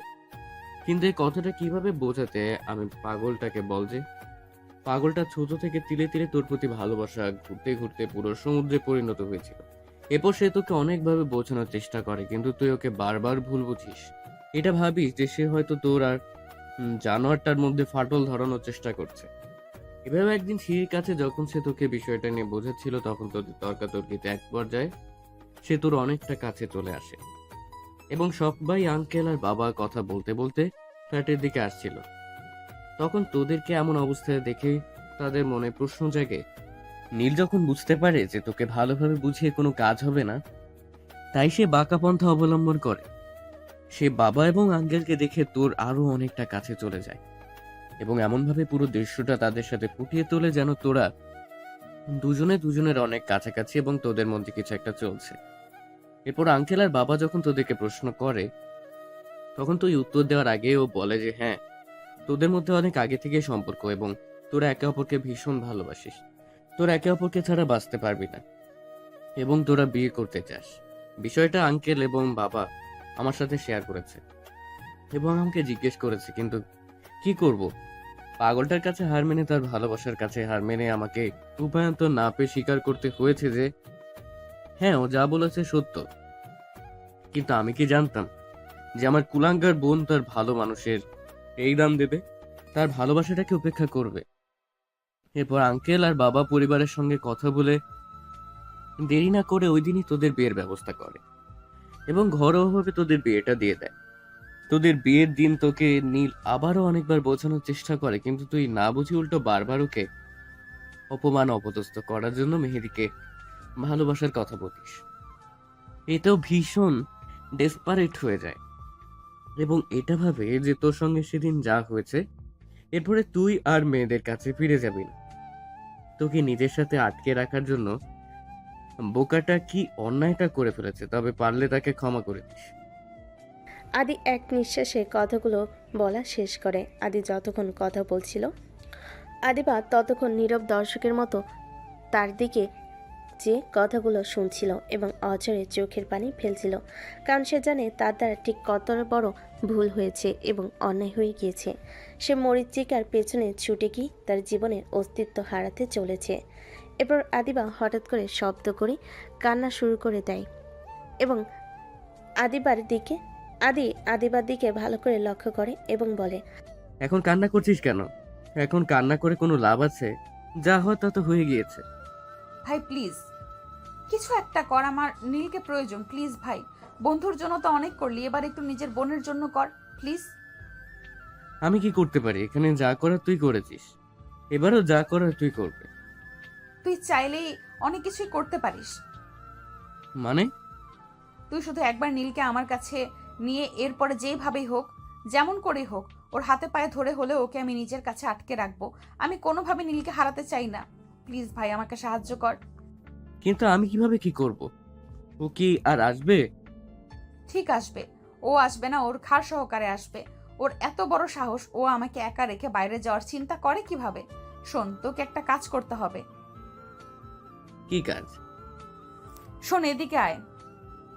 ভাই রে ভাই, তোরা জামাই বউ দুজনেই এত ক্রিমিনাল মাইন্ডে কিভাবে হতে পারিস? বেশি কথা না বলে যা বলছি তাই কর, না হলে দুইটারে যে কি করব তা তোরা নিজেরাও জানিস না। ওকে ওকে ঠিক আছে, করব। এখন চল, অনেক ঘুম পাচ্ছে, ঘুমোবো। তুই গিয়ে ঘুমা, এখন আমার ঘুম আসবে না। ঠিক আছে, তুমি এখন বইয়া বইয়া তোমার জামাইয়ের দুঃখে স্যাড সং শোনো, আমি গিয়া ঘুমাই। যাক, কাল আবার প্রচুর কাজ। আদি হাই তুলতে তুলতে ছাদ থেকে নেমে যায়। এরপর আদিবা ওখানে বসে কিছুক্ষণ একটা ভাবে। এরপর হঠাৎ করে তার মুখে একটা রহস্যময় হাসি ফুটে ওঠে। আরও কিছুক্ষণ আগে ছাদে বসে থেকে ঘরে ফিরে আসে। এভাবে রাতটা কেটে যায়। সকালে খুব ভোরে আদি নীলকে ফোন করে এবং হঠাৎ এত সকালে ফোন দেখে আদি দ্রুত উঠে বসে। এত সকালে তো আদি কখনো ফোন দেয় না, তাহলে আজকে কেন ফোন দিচ্ছে? বাড়িতে সব ঠিক আছে তো? কারো কোনো বিপদ হয়নি তো? আদিবা ঠিক আছে তো? এমন কিছু উদ্ভট চিন্তা করলে মাথায় গিয়ে নীল ফোন রিসিভ করে সাথে সাথে আদি অনেক উত্তেজনা নিয়ে বলে, নীল ভাই নিয়ে আপু আপু কি হয়েছে আদিবার? আদি কথা বলছিস না কেন? কথা বল, কি হয়েছে আদিবার? ও ঠিক আছে তো? ওর কোনো ক্ষতি হয়নি তো? কিরে কথা বল। নীলাপু রাগ করে বাড়ি থেকে বেরিয়ে যাওয়ার পথে হঠাৎ করে একটা বড় ট্রাক এসে আপুকে মেরে দিয়েছে। আমার আপু অবস্থা খুব খারাপ, কি হবে কিচ্ছু বলা যাচ্ছে না। তুই কি একবার আসবি? কি বলছিসটা কি আদি? আমার আদিবার কি হয়েছে? কোথায় আছে সে? আমি জানি না রে, কি হবে কিছু বুঝতে পারছি না। একটু তাড়াতাড়ি পাড়ার শেষে ওই বড় মাঠের কাছে চলে আয়, ওখানে আপুর অ্যাক্সিডেন্ট হয়েছে। আমার আদিবার যদি কিছু হয় আমি কিন্তু সব কিছু ধ্বংস করে ফেলবো। আদি, আমার আদিবার যেন কিছু না হয়, আমি না আসা পর্যন্ত। আমি এক্ষুনি আসছি। কথাটি বলে নীল আর কোনো কিছু না ভেবে তার বাইকটা নিয়ে ফুল স্পিডে বাইক চালিয়ে তাদের পাড়ার শেষে ওই বড় রাস্তার কাছে চলে আসে। এসে দেখে সব কিছু কেমন যেন নির্জন, সিমসাম, আশেপাশে কেউ নেই। এখানে সে বেশ কিছুক্ষণ আগে খুব বড় একটা অ্যাক্সিডেন্ট হয়েছে এমন কোনো চিহ্ন পাওয়া যাচ্ছে না। এরপর নীল চারপাশে পাগলের মতো খুঁজতে থাকে। সে বারবার আদি এবং আদিবার নাম ধরে জোরে জোরে ডাকতে থাকে এবং পাগলের মতো এদিক ওদিক খুঁজতে থাকে। হঠাৎ করে নীল লক্ষ্য করে মাঠের ওই পাশে বড় গাছটা নিচে কেউ একজন বসে আছে। নীল আস্তে আস্তে সেদিকে এগিয়ে যায়। নীল যত এগিয়ে যাচ্ছে সে অবয়টা তার কাছে তত স্পষ্ট হচ্ছে। নীল যত কাছে যাচ্ছে তার হার্টবিট যেন আরও তত জোরে বিট করছে। তার এমন অনুভূতি হচ্ছে যেন আত্মাটা এখনই বেরিয়ে আসবে। নীল একদম কাছে গিয়ে দেখে একটা মেয়ে নীল রঙা জর্জেট শাড়ি পরে হাতে কিছু একটা নিয়ে বসে আছে। এরপর নীল মেয়েটির একদম কাছে গিয়ে কাপা কাপা গলায় বলে, কে কে কে? নীলের ডাক শুনে আস্তে আস্তে মেয়েটি উঠে দাঁড়ায় এবং নীলের দিকে ঘুরে। মেয়েটি নীলের দিকে ঘুরতে দেখে অপরূপ সৌন্দর্যে সঞ্চিত এই মেয়েটি আর কেউ নাই, তার মনে রানী, তার হার্টবিট, তার সুইট হার্ট আদিবা। নীল আর এক সেকেন্ডও দেরি না করে ঝড়ের বেগে গিয়ে শক্ত করে জড়িয়ে ধরে আদিবাকে, যেন ছেড়ে দিলে সে কোথাও হারিয়ে যাবে, এবং অস্বাভাবিক হারে জোরে জোরে শ্বাস নিচ্ছিল। নীলের এমন অস্থিরতা দেখে অটোমেটিক আদিবার মুখে একটি হাসি রেখা ফুটে ওঠে এবং সে আলতো হাতে নীলকে জড়িয়ে ধরে। বেশ কিছু সময় এভাবে অতিবাহিত হওয়ার পরে নীল যখন বুঝতে পারে, তখন সে এক ঝটকে আদিবাকে তার থেকে বেশ কিছুটা দূরে সরিয়ে দিয়ে পেছন ফিরে জোরে জোরে 2-3 বার শ্বাস নিয়ে আদিবার দিকে ফিরে বলে, এসবের মানে কি? কোন সবের? আমাকে মিথ্যে বলা হয়েছে কেন? আপনি জানেন আমার কি অবস্থা হয়েছিল? আরেকটু হলে প্রাণটাই বেরিয়ে যাচ্ছিল। আপনার আমাকে অপমান করে শান্ত হননি, তাই না? এখন কি প্রাণটা নিতে চান? আমি জানি সেটা আমার শোনার কিছুই নেই, কিন্তু আগে তুমি বলো, তুমি না আমাকে ডিভোর্স দিচ্ছিলে, বিদেশ চলে যাচ্ছিলে, তাহলে আমার মরার খবর পেয়ে এমন হাইপার হয়ে ছুটে এলে কেন? যেহেতু তুমি আমাকে ভালোই বাসো না, সেহেতু আমি মরলাম কি বাঁচলাম সেটা দিয়ে তোমার কি? তোমার তো চলে যাওয়ার দরকার, তাই না? আমার থেকে দূরত্ব চাই, তো যাও চলে। আমি মরে গেলে তোমার কি? তাহলে তো তোমার আরো ভালো, আরো বেশি দূরত্ব পাবে। আদিবার কথা শুনে নীল আরও রেগে যায় এবং সে দ্রুত গতিতে আদিবার থেকে এগিয়ে গিয়ে আদিবার গলা চেপে ধরে এবং বলে, আমাকে ধ্বংস করতে চাও, তাই না তুমি? হাই, কি বলো তুমি? ধ্বংস হলে আমাদের অস্তিত্বের কি হবে? সে দুনিয়াতে এসে কাকে বাবা বলে ডাকবে? নীলের কথা পুরো শেষ না হতেই যখন নীলের সম্মতি ফিরে, তখন সে কি বলেছে তখন সে অবাক দৃষ্টিতে আদিবার দিকে লক্ষ্য করে এবং হাতের আঙ্গুল দিয়ে ইশারা করে যে সে যেটা বলেছে এটা সত্যি কিনা। এমন সময় আদিবার চোখের ইশারায় সম্মতি জানায় যে হ্যাঁ, সেটা সত্য। অমনি নীল কয়েকবার নিজের মুখে হাত দিয়ে মাথায় দিয়ে আর কয়েকবার জোরে জোরে শ্বাস নিয়ে উপনিস মাথা ঝাঁকিয়ে আবার আদিবাকে লক্ষ্য করে এবং আদিবাকে আবার জিজ্ঞেস করে আসলে সত্যি কিনা, নাকি সকলের মতো এটাও কোনো মিথ্যা ছলনা।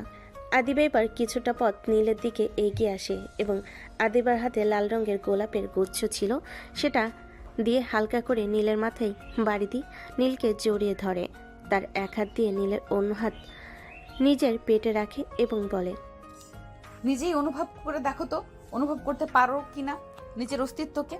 নীল এবার বুঝতে পারে আদিবা আর যাই হোক এবার অন্তত মিথ্যা বলছে না, তাই সে শক্ত করে আরও আষ্টে পিষ্টে আদিকে জড়িয়ে ধরে এবং আদিবার ঘাড়ে গলে অসংখ্য চুমু দিতে থাকে এবং বলতে থাকে, বাবাকেই বাবা বলে ডাকবে আবার আমাকে আজকে স্বর্গীয় এত বড় সুখ দেওয়ার জন্য তোমাকে অসংখ্য অসংখ্য ধন্যবাদ প্রিয়তমা।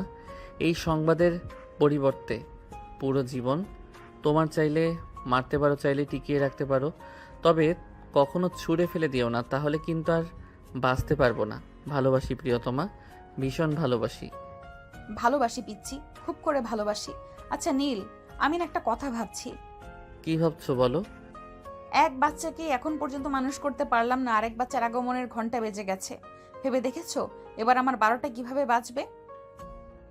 হঠাৎ করে নীলের বুক থেকে মুখ তুলে আদিবা বাচ্চাদের মতো ইনোসেন্ট ফেস করে। যখন নীলকে এ কথাটা বলে তখন নীল ভুরু কুচকে দিয়ে কথাটার মানে বোঝার চেষ্টা করে। যখন সে বুঝতে পারে আদিবা তাকে মিন করে কথাটা বলেছে, তখন সে আদিবাকে ছেড়ে দিয়ে বলে, তবে রে ফাজিল মেয়ে, আমাকে পিচ্ছি বলা তোমার একদিন কি আমার একদিন। লেও ঠেলা, এজন্যই তো বলেছিলাম এত পিচ্ছি জ্বালা সামলাবো কিভাবে। আদিবা দৌড়াতে থাকে এবং নীল আদিবাকে দৌড়াতে থাকে এবং তাকে ধরার চেষ্টা করে। দুজনেই হাসি খুশিতে মেতে ওঠে।